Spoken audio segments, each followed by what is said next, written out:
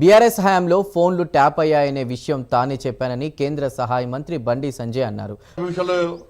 విచారణ తూతు మంత్రంగా సాగుతున్నది. వాళ్ళకి కేవలం అధికారులకే పరిమితం చేయకండి. ఇవాళ వాళ్ళ వాంగ్మూలంలో ఏం చెప్పారు?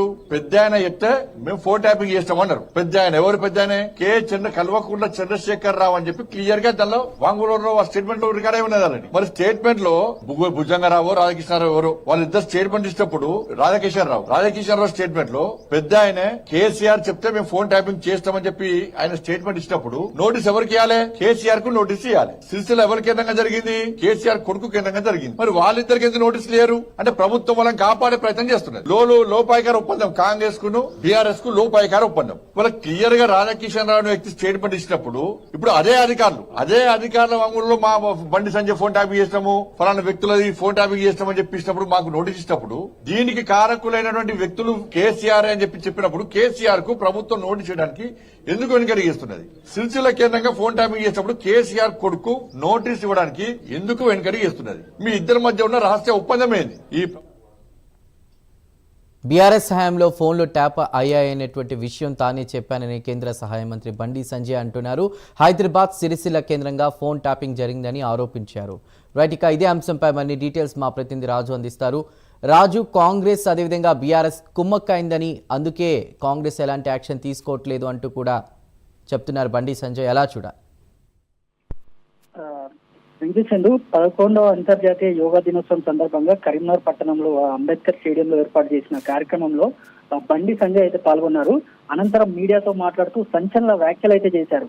ఆ ఫోన్ ట్యాపింగ్ కారణం కేసీఆర్ అంటూ మరి వారికి ఇంకా ఎందుకు అరెస్ట్ చేయలేదు అంటూ కూడా ప్రశ్నించారు.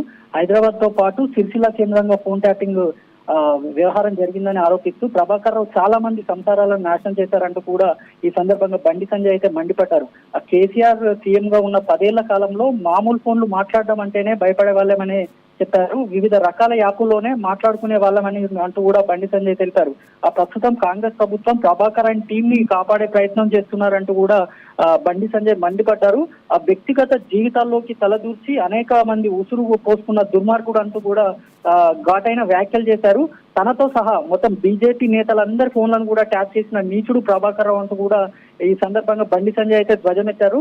ఆ రేవంత్ రెడ్డి, ఉత్తమ్ కుమార్ తో పాటు జడ్జిలు, ఐఏఎస్, ఐపీఎస్ అధికారుల ఫోన్లతో పాటు కూడా సొంత పార్టీ నేతల ఫోన్లను కూడా కేటీఆర్ ట్యాప్ చేశారని కూడా చెప్పారు.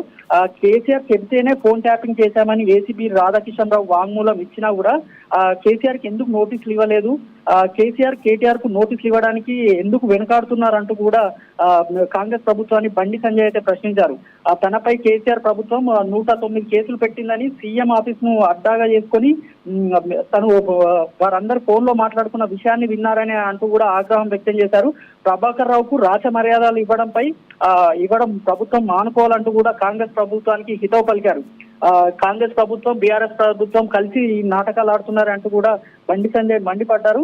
ఆ 10th హిందీ పేపర్ లీక్ పేరుతో అర్ధరాత్రి ఇంట్లోకి వచ్చి కూడా తను నైట్ డ్రెస్ లో ఉన్నానని తెలిసినా ప్రభాకర్ రావు ఆదేశాలతోనే తనని అరెస్ట్ చేశారని బండి సంజయ్ చెప్పారు.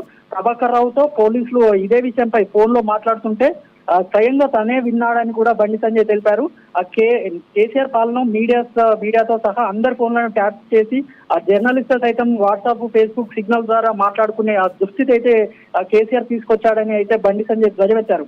మొత్తానికి రాష్ట్ర రాజకీయాలు అయితే ఈ ఫోన్ ట్యాపింగ్ వ్యవహారంతో మరింత వేడెక్కుతున్నాయి.